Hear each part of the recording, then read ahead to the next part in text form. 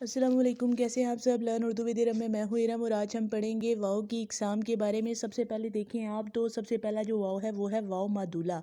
यानी वाव की तीन इकसाम है, वाव मादुला, वाव मजहूल और वाव मारूफ। वाव मादुला को देखें, वो वाव जो लिखी जाए मगर उसका तलफ़ुज़ अदा ना किया जाए, यानी जो लिखने में तो आ रही है लेकिन पढ़ने में नहीं आ रही, उसको हम क्या कहेंगे, ये वाव मादुला है।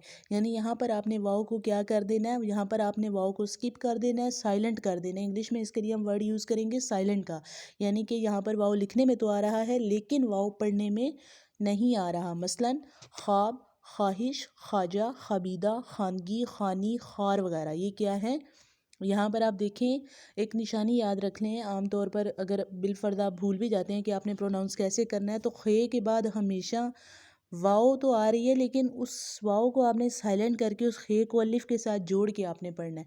ठीक है, जैसे ख्वाब, ख्वाहिश, खाजा, खबीदा, खानगी, खानी, खार वगैरह, ये सारे किस में आ जाएंगे, वाव मादुला में आ जाएंगे। इसी तरह के और अल्फाज की भी आप प्रैक्टिस कर सकते हैं।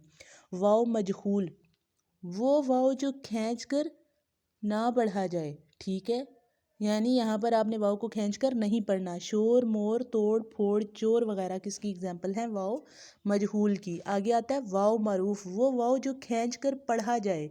अब यहाँ पर जो वाव है उसको आपने खींचकर पढ़ना है, जैसे जूब, कूब, धूप, खूब, गरूर, मगरूर वगैरह, इस तरह के तमाम अल्फाज जो हैं वो वाव मारूफ में आते हैं। उम्मीद करती हूँ आपको आज की वीडियो बहुत अच्छी लगी होगी, आपको समझ भी आएगी होगी। फिर भी अगर आपको किसी किस्म की कन्फ्यूजन है तो मुझे कमेंट सेक्शन में ज़रूर बताइएगा। इसके साथ ही मुझे यानी इरम को दीजिए इजाज़त। अल्लाह हाफिज़।